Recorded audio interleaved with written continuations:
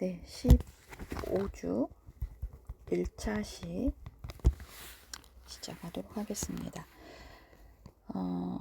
유아 문학교육을 위한 전달 매체라는 파트로 이제 우리 교재 349페이지 9장인데요. 9장에 들어가기에 앞서 8장에 유아 문학과 통합적인 영유아 교육 과정에 대한 부분이 우리가 통합적으로 문학을 통해서 접근하는 방안에 대한 부분이 좀 마무리해드리는 부분이 필요할 것 같아서 정리를 해드리면, 우리나라의 국가 수준 누리과정은 교육과정의 5개 영역을 하나의 활동 중심으로 통합하거나 활동을 하나의 주제를 중심으로 통합적으로 운영하도록 하고 있습니다. 여기에서 5개의 영역의 내용을 하나의 활동 중심으로 통합한다는 것은 신체운동, 건강, 의사소통, 사회관계, 예술경험, 그리고 자연탐구 5개의 영역이 서로 분리되지 않고 활동을 중심으로 상호 유기적인 관련성을 맺도록 하는 것이지요. 또한 활동을 하나의 주제를 중심으로 통합한다는 것은 여러 활동을 서로 관련지어 경험함으로써 유아가 주제를 효과적이고 깊이 있게 이해할 수 있도록 하는 것입니다. 그러므로 대부분의 유아교육기관에서는 유아가 관심과 흥미를 가질 수 있는 주제를 선정하여 주제를 중심으로 여러 가지 활동을 관련지어 경험하도록 하면서 국가 수준 교육과정 5개의 영역의 발달을 고르게 도모하고자 하는 부분이 있습니다. 유아교육에서는 전통적으로 통합적인 접근법이 자연스러운 것으로 받아들여져 왔고요. 그것은 이제 유아의 학문적인 성취를 저해하지 않으면서도 유아의 여러 영역의 발달을 강화하는 데 적절하다는 것입니다. 유아의 연령이 어리면 어릴수록 더욱더 비형식적이고 통합된 교육과정이 되어야 하는데, 이는 유아가 분리된 내용 영역보다는 통합된 전체 경험으로 더 쉽고 즐겁게 배운다는 여러 연구들이 있었기 때문에 그런 말들을 지지하고 있죠. 유아교육 기관에서 주제를 중심으로 통합된 교육과정을 운영하고자 할 때 영유아를 위한 문화활동은 주제와 관련된 풍부한 정보와 아이디어, 각종 경험의 자원을 제공함으로써 통합된 하루 일과에서 중요한 역할을 차지하게 됩니다. 문학작품을 통한 통합적 접근은 유아에게 필요한 개념들보다 명료하게 이해시킬 수 있다는 장점이 있고, 문학은 흥미롭고 다양한 주제와 정보를 포함하고 있기 때문에 매력적이며 아름답게 사파가 그려진 이야기의 전개로 학습을 더욱 흥미롭고 이해하기 쉬우며 기억하기 쉽게 만들고 있습니다. 영유아 교육기관의 기본적인 일과활동 중에는 문학활동이 반드시 포함되어야 하는데, 문학활동은 영유아의 흥미를 유발하기 위한 촉진제가 될 수 있습니다. 유아교육기관의 일일, 주간, 월간 교육 활동에 반드시 포함되어야 할 유아문학의 예로 일일 교육활동, 주간 교육활동, 월간 교육활동, 간헐적 교육활동으로 우리 교재 페이지 316페이지에 유아문학활동에서 기관에서 할 수 있는 일일 교육, 주간, 월간, 간헐적에 대한 활동들에 대한 내용들이 목록화해서 잘 나와 있네요. 영유아가 다양한 방법으로 문학작품을 즐기도록 하기 위해서는 문학을 매일의 교육과정 속에서 통합적으로 소개해야 하고, 유아교육기관의 교사는 주제와 관련된 활동을 계획하고 전개하면서 영유아의 주제에 관한 학습을 심화시켜 줄 수 있는 문학작품을 선정하는 데 어려움을 겪기도 합니다. 주제와는 관련이 없지만 문학성이 뛰어난 좋은 책을 찾았으나 기관에서 진행하는 주제와 관련이 없어서 영유아에게 들려주는 일을 망설이기도 하죠. 대부분의 유아 문학은 이야기를 즐기기 위한 목적으로 쓰일 경우가 많고, 유아교육기관의 교사는 주제에 알맞은 책을 선정할 수 있어야 하지만 훌륭한 문학작품을 소개할 수도 있어야 합니다. 문학을 교육적으로 활용하는 것에 대한 비판하는 소리가 있고, 문학을 경험하고 난 후에 개인이 갖게 되는 감동과 즐거움, 느낌을 고려하지 않고 미리 짜인 계획에 따라 일방적으로 혹은 의무적으로 교사 주도적인 활동을 진행한다는 것은 문학이 갖는 본래의 고유성에 위배되는 부분이 있습니다. 따라서 문학을 통합적 접근 방식으로 계획할 때에도 문학에 대한 유아의 자유로운 반응을 중심으로 활동이 진행되어야 하고, 문학을 통하여 느낄 수 있는 유아의 경험을 존중하고 이를 통합교육으로 연결할 수 있는 적절한 방법을 신중히 고려하여 적용해야 한다는 것이 있습니다. 유아 문학교육을 통합적으로 접근하는 방식에는 여러 가지가 있는데요. 이는 문학작품 속에서 다루어진 주제, 내용을 중심으로 언어, 수학, 사회, 과학, 음악, 미술 등의 여러 교과 영역 간의 발달, 또 영역 간의 활동 영역 간의 통합적 교육 경험을 갖도록 하는 구성 방법입니다. 통합적 접근 방법의 하나는 유아교육 기간의 주제중심 통합, 주제중심. 우리가 이 주제, 그래서 여러분이 지금 실습을 가는 나와 가족의 주제가 되는 5월에 포커스를 맞추시면 현장에 가서 훨씬 유용하게 이용할 수 있는 부분이 있을 것이다 라고 힌트를 드렸던 부분이 주제중심 접근을 하기 때문입니다. 주제중심 통합교육 과정에 문학활동을 통합하는 것이고, 다른 하나는 문학작품을 중심으로 여러 가지 활동을 통합하여 경험하는 방식입니다. 여기서는 유아교육 기간의 주제와 문학활동을 통합하여서 제시하는 방법으로 생활주제, 동물과 관련된 유아 문학활동을 소개하고자 하는 부분이 이제 언어활동, 사회, 생활주제는 동물이고, 미술활동, 음악, 과학, 수학. 그래서 언어활동엔 하얀 눈썹 호랑이 동화를 잘 듣고 상상 속에 동물에 관한 생각과 느낌을 표현해보고, 사회활동으로는 개미와 수박을 읽고 협동의 중요성에 대해서 알게 되고, 이런 이제 통합의 생활주제 동물에 대한 부분으로 이제 유아가 어렸을 때부터 친숙하게 느끼고 좋아하는 대상이 동물 주제이고, 주제와 관련이 있는 다양한 문학작품을 통하여 동물의 생김, 이름, 울음소리, 사는 곳에 대하여 탐구해 볼 수 있는 언어활동, 수학활동, 사회활동, 과학활동, 미술활동, 음악활동 등 이렇게 각 영역별로 통합적 접근을 할 수 있을 것입니다. 그래서 그림책을 활용한 통합적 접근에 대한 그런 실제적인 예는 유치원과 어린이집에서 만 3, 5세 유아를 대상으로 실시되고 있는 누리과정에 통합적으로 적용이 가능한 그림책 활용을 인성교육으로 이제 제시한 예가 우리 교재에 실려 있고, 그림책을 활용한 통합적 인성교육 활동은 최근에 사회적 요구가 증가하고 있는 인성교육 프로그램의 요소로 제시하여서 배려, 존중, 협력, 나눔, 질서, 효, 이 요소별로 누리과정에서 효과적으로 실시할 수 있는 여러 가지 방안 중에 하나라고 할 수 있죠. 우리 교재에서는 누리과정 적용 시 활용할 수 있는 주제인 나와 가족을 중심으로 각 주의 주제별로 적용하기에 적합한 좋은 그림책을 선정한 후 5가지 활동 영역을 중심으로 실시할 수 있는 인성교육 활동을 제시하였고, 또 그림책을 활용하여서 유아를 대상으로 인성교육을 실시하는데 효과적으로 활용할 수 있는 레오 리오니의 그림책을 활용한 통합적 인성교육 방안을 제시한 게 이제 나와 가족 주제를 중심으로 한 인성교육, 아기인 나와 7살인 나, 7살인 나, 아기인 나와 7살인 나. 너무 제목이 좋은데요.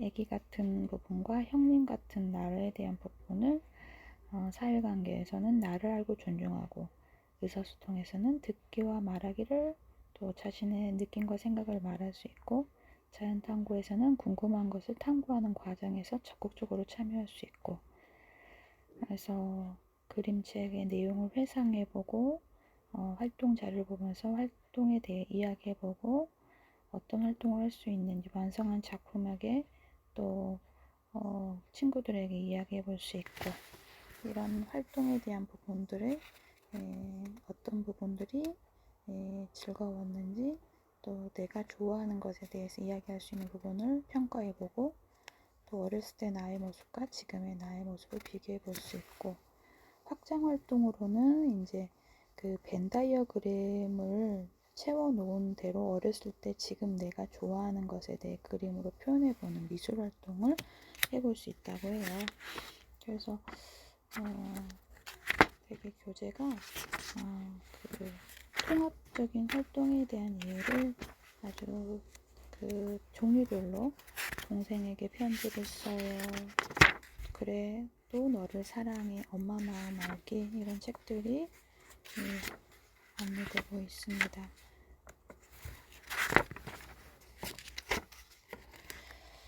레오 리온이 그림책에 활용한 이제 유아 인성교육 프로그램의 통합적 접근에 대한 부분을 앞서 말씀을 드렸는데요. 유아 스스로에 대한 이해에 도움을 주고 타인을 배려하고 존중하는 태도를 형성하면서 공동체에서 더불어 살기 위한 능력을 배양하는 데 도움을 줍니다. 구체적으로 레오 리오니의 그림책을 활용한 인성교육 프로그램을 통해서 유아 자신을 이해하고 소중히 여기고 가족, 친구, 지역사회 사람들을 배려하고 존중하고 공동체에서 더불어 살기 위한 능력을 기르는 부분들이 레오 리오니의 그림책을 활용한 인성교육에 대한 좋은 목록으로 그림책에 대한 내용들이 안내되고 있습니다.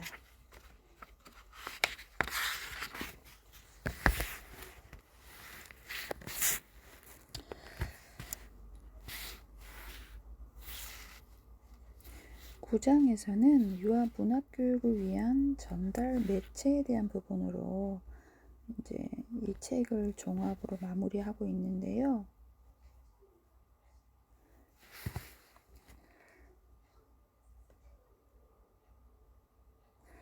유아교육 기관에서 영유아의 관심을 끌고 흥미를 유발하기 위한 다양한 방법에 대해서 동화를 들려주죠. 전달 매체, 전자매체, 또 이렇게 이런 것들이 발달하면서 매스미디어에 대한 적용들, TV나 컴퓨터를 활용한 동화 전달이 일반적으로 활용되고 있으나 유아가 가정에서 접하기 어려운 다양한 동화, 전달 매체를 유아교육기관에 접해볼 수 있도록 도와주는 것이 필요합니다. 유아교육기관에서 유아에게 문학작품을 소개하는 방법과 매체는 매우 다양한데 크게 구연, 그림, 인형을 이용하여 동화를 들려주는 세 가지 방법으로 나눌 수 있고, 구연은 별다른 매체 없이 음성이나 표정, 몸짓 등으로 이야기를 들려주는 방법이 있습니다. 그림을 이용하는 동화 전달 방법에는 그림책, 낱장식 그림동화, 융판동화, 자석동화, 앞치마동화, TV동화, OHP 동화, PPT동화, 블록동화 등 다양한 매체를 이용하는 방법들이 있습니다. 그리고 입체적이어서 유아의 관심을 끄는 데 도움이 되는 인형을 이용하는 방법으로 테이블 인형, 막대 인형, 손인형, 그림자 인형 등이 있고요. 유아 교육 현장에서 동화 전달 방법이 이처럼 다양하게 사용되는 것은 동화의 내용에 따라서 각기 다른 방법으로 동화를 들려줄 때 동화를 처음으로 접하는 유아가 더욱 감동적으로 재미있게 들을 수 있기 때문입니다. 교사가 문학에 대한 유아의 흥미를 높이고 문학적 경험을 보다 즐거운 삶의 일부로 만들어줄 수 있기 위해서는 적절한 문학작품과 매체의 선정, 제시 방법의 선택 등이 주의 깊은 계획에 의해 이루어집니다. 그래서 다양한 동화 전달의 방법, 매체의 특성, 자료의 제작 및 제시 방법 등에 대해서 구체적으로 살펴보면 우리가 입으로 읽어주는 구연 동화에 대한 들려주기에 대한 부분부터 살펴볼게요. 스토리텔링이라고도 하죠. 구연은 이야기하기라는 뜻을 가진 말로 문학작품을 글이나 그림이 아닌 음성으로 소개하는 것을 의미합니다. 표준국어 대사전에서 구연이란 동화, 야담, 만담 따위에 대한 여러 사람 앞에서 말로써 재미있게 이야기함으로써 정의되어 있고요. 구연은 음성 언어와 가벼운 몸짓이나 표정과 같은 신체 언어를 통하여 유아에게 문학 작품을 소개하는 것을 의미합니다. 최근에는 구연이라는 용어와 관련하여 동화구연과 구연동화를 분리하여 사용하고 있는데, 동화구연은 동화를 먼저 선택하고 선택된 동화를 말로 전달하기 편하게 개작하여 들려주는 동화이고, 구연동화는 개작이 필요 없도록 애초에 구연하기 편하게 쓰인 동화를 말합니다. 구연으로 유아에게 문학작품을 소개하는 방법은 가장 오래되고 단순하고 보편적이면서도 매우 훌륭한 방법이기도 하지요. 옛날 각 가정의 화롯가에서 할아버지와 할머니가 귀여운 손자, 손녀를 무릎에 앉혀놓고 이런저런 이야기를 들려주는 것이 동화 구연의 효시라고 할 수 있습니다. 어린이만을 대상으로 동화를 들려주기 시작한 것은 우리나라에 기독교가 들어오면서부터 1990년대부터 처음 주일학교의 선교사들이 성경의 내용을 이야기 중심으로 들려주기 시작하면서부터라고 해요. 1910년대에 설립되기 시작한 유치원 교육 현장에서도 교사가 유아에게 동화를 들려주고, 그러다가 1920년대에 색동회가 중심이 되어 소파 방정환 선생이 전국을 돌면서 동화회를 열면서부터 우리나라의 동화구연이 대중적으로 알려지기 시작했다고 합니다. 1922년 9월 최초의 동화회가 열린 후 방정환 선생은 전국 각처에 다니면서 세계의 명작 동화를 즐겨 구연했다고 합니다. 동화 구연과 관련하여 교사가 부모가 자주 떠올리게 되는 몇 가지 질문이 있는데, 이거를 정리한 게 페이지 351페이지에 동화 구연과 관련된 질문에 대한 부분을 정리해 놓았는데요. 동화 구연은 목소리가 예쁜 사람이 하는 것인가?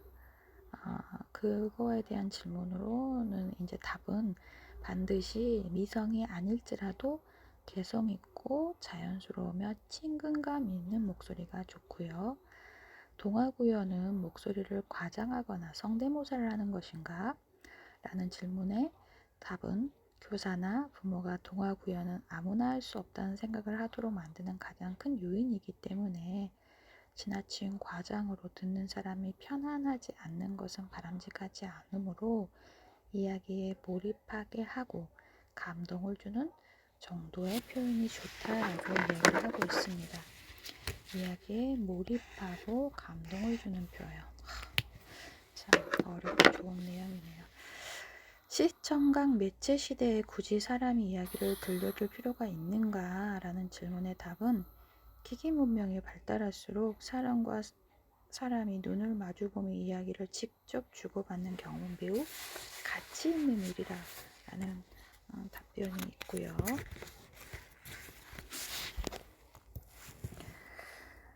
동화 구연은 무조건 외우는 것인가? 라는 질문의 답은 이야기의 본질을 외우는 것이라기보다 기억한 길거리의 근거에서 자신의 언어로 재구성해 들려주는 것, 또 동화 구연에 정해진 방법이 있는가?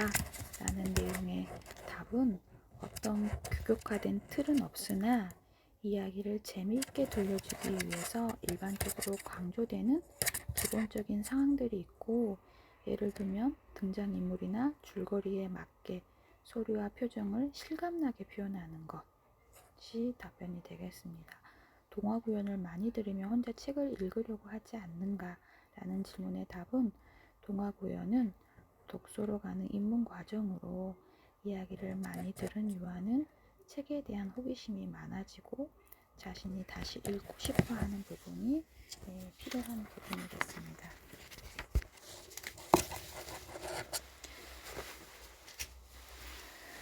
현대 사회의 유아는 부모와 자녀로 구성된 핵가족 구조에 살면서 부모가 둘 다 직장을 다니는 경우가 많아서 부모와 오랜 시간을 함께하기 어렵고 형제의 수도 줄어서 인간적인 소통이 부족한 현실에서 성장하게 되죠. 그러므로 이야기를 매개로 사람과 사람이 직접 대면하여 서로의 눈을 맞추고 이야기를 주고받으면서 정서적으로 교감을 나눌 수 있는 경험이 매우 필요합니다. 현대의 유아는 환경적으로 자연을 가까이 하기 어려운 생활을 하고 있으므로 인간의 목소리가 자연의 소리라는 걸 우려해 볼 때 유아와 눈을 마주하고 따스한 마음으로 다정하게 이야기를 전달해주는 구연 활동은 오늘날의 유아에게 매우 의미 있는 활동이 될 수 있습니다. 더욱이 구연은 아직 혼자서 글을 읽지 못하거나 이해가 힘든 유아에게 매우 중요하고 필요한 이야기 전달 매체가 되죠. 그래서 이야기 구연의 교육적 의의에 대한 부분이 이제 우리 교재에서 정리를 되게 잘 해놓은 게 있는데, 유아의 긴장을 풀어주며 극적인 즐거움을 느끼게 해주고 구연자와 유아 사이에 친근감을 주어 정서적 공감대를 형성하게 하고 구연자가 유아와 마주보고 이야기함으로써 유아의 반응을 살피고 그에 따라 적절히 반응할 수 있습니다. 모국어의 패턴을 제공하고 어휘 확정을 도와 유아의 언어 능력을 발달시킬 수 있습니다. 이야기를 들으며 자유로이 상상할 수 있으므로 상상력이 풍부해지고 나이에 관계없이 책을 즐기는 어린이가 되도록 돕습니다. 기억력, 집중력, 듣기 능력, 의사소통 능력을 증진시킬 수도 있고요. 유아에게 구연으로 이야기를 들려주기 위해서는 우선 구연으로 들려주기에 적합한 특성을 지닌 동화를 선정하는 일이 필요합니다. 구연의 적절한 동화의 선정과 구체적인 동화 구연의 방법을 살펴보면 작품 선정이 있는데요. 오래전부터 구전으로 전달되어 온 전승문학인 신화, 전설, 전래동화, 또 우화를 포함한 민담 등은 유아에게 구연으로 들려주기에 적합한 장르입니다. 유아교육 기관에서는 연령에 따라 다양한 생활 주제를 중심으로 활동을 진행하게 되므로 주제에 적합한 여러 가지 동시나 동화를 선정하여 들려줄 필요가 있습니다. 구연으로 들려줄 문학 작품을 선정할 때는 고려해야 될 부분이 있는데요. 동화의 배경이 단순하고 등장인물의 성격은 분명하고 강한 작품이 좋다라고 합니다. 줄거리를 중심으로 풍부한 행동, 빠른 사건의 전개, 만족스럽고 빠른 결말의 구조를 가진 이야기가 적합하고 등장인물이 3명에서 6명 정도 나오는 이야기가 적합합니다. 대화체의 반복이 많으며 의성어와 의태어가 많고 리듬감이 있어야 됩니다. 이야기를 들려주는 구연자 자신이 잘할 수 있고 좋아하는 이야기여야 합니다. 아주 바람직한 내용들이 정리가 잘 되어 있네요.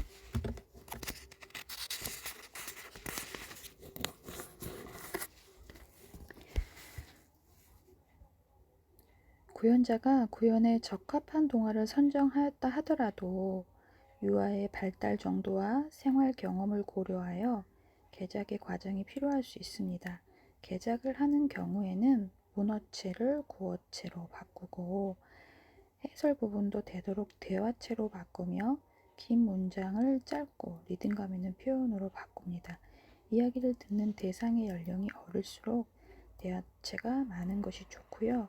특히 유아를 위한 이야기를 유아가 잘 알 수 있는 말, 즐거운 말, 감동 주기고 인상적인 말, 유아의 빈약한 체험을 잘 이끌어내어 공감하게 하는 말, 애매모호성을 배제한 명확한 말을 사용해야 합니다. 동화의 개작이나 각색은 청중의 연령에 따라 내용과 분량을 조절해야 하는데 유아에게 7분에서 20분 정도가 적당하고요. 동화의 개작이 필요한 경우 창작 동화는 개인의 창작품이고 세상에 단 한 편만 존재하기 때문에 본래의 의미가 훼손되지 않도록 특별히 주의할 필요가 있습니다. 반면에 전래동화의 경우는 오래전부터 구전을 통해서 내용이 알려진 동화이기 때문에 원작자를 알지 못하므로 개작과 구현이 창작 동화보다는 훨씬 자유로운 편이기도 하지요. 그래서 개작 동화, 이제 동화를 개작한 예가 원본과 개작으로 우리 교재 페이지 354페이지에 샘플링으로 좀 나와 있거든요. 참고해 주셔도 좋을 것 같습니다.